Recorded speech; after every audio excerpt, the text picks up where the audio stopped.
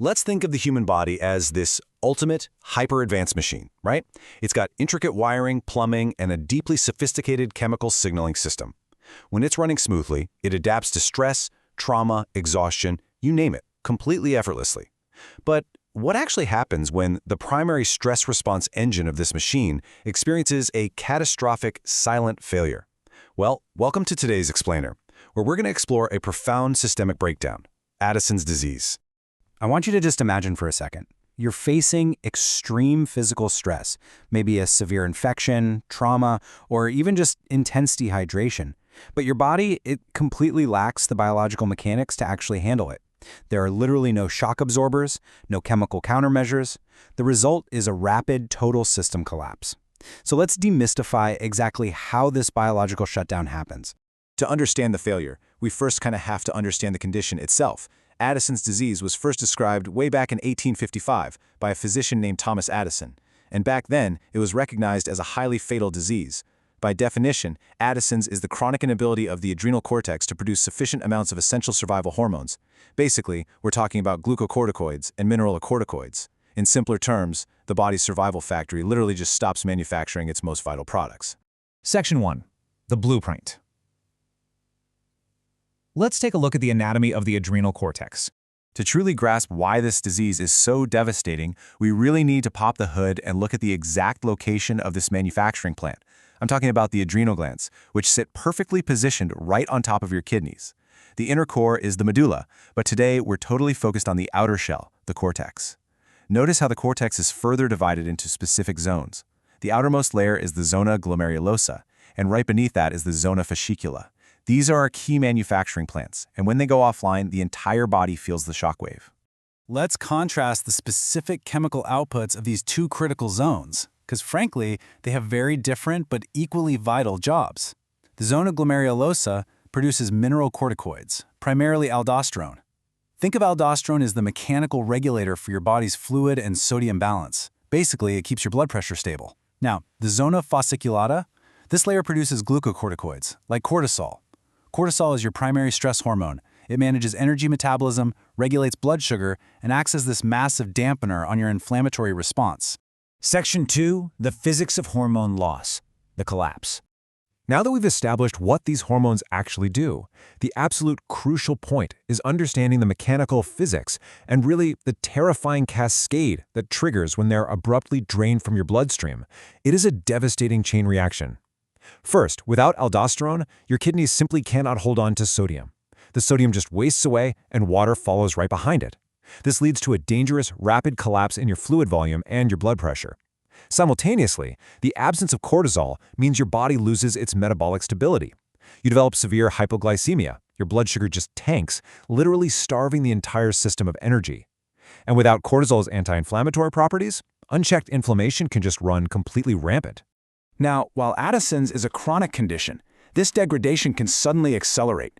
If a patient with this underlying inadequacy faces a sudden stressor, they can be thrown into what's known as an adrenal crisis. And let me be clear, this isn't just fatigue. This is an acute, life-threatening hemodynamic emergency. The cardiovascular system physically cannot maintain pressure without those chemical gears turning. Section 3. The saboteurs. Destroying the engine. We know what the engine is, right? And we know what happens when it breaks, but who or what is actually breaking it? Well, looking at the diverse etiologies of primary adrenal insufficiency, we see a remarkably broad spectrum.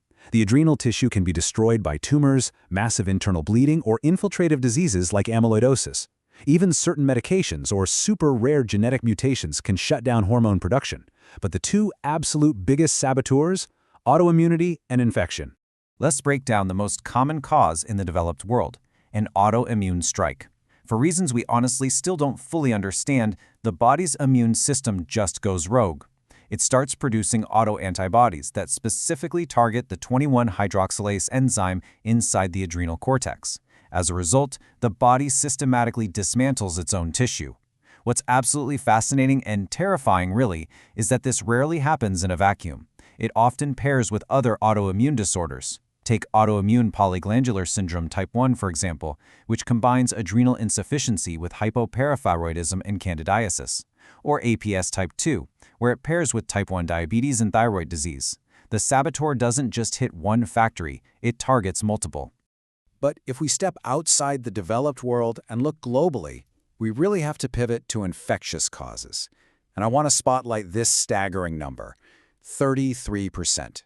That 33%, that represents the shockingly high prevalence of adrenal insufficiency found in adult patients with tuberculosis. And the prevalence in HIV patients is also massive, sitting right at 28%.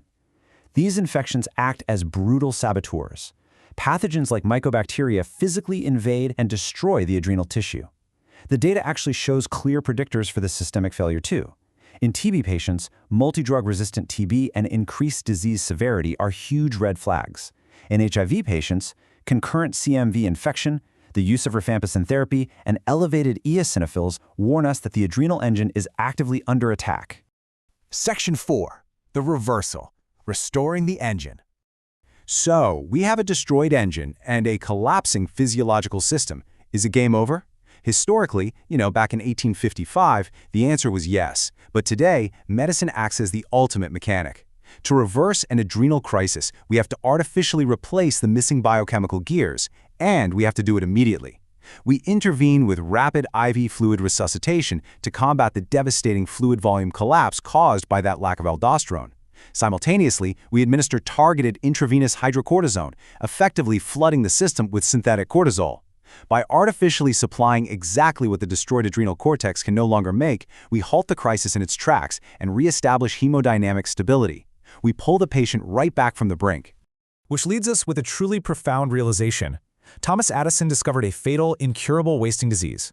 But today, through our modern understanding of endocrinology, that exact same disease is now a manageable, mechanical problem. You literally just replace the missing hormones. So I'll leave you with this to think about. If this historic fatal diagnosis was essentially just a missing biological gear, what other incurable system failures out there today are simply waiting for the right missing gear to be discovered? Thanks for joining me for this explainer, and keep questioning how the machine works.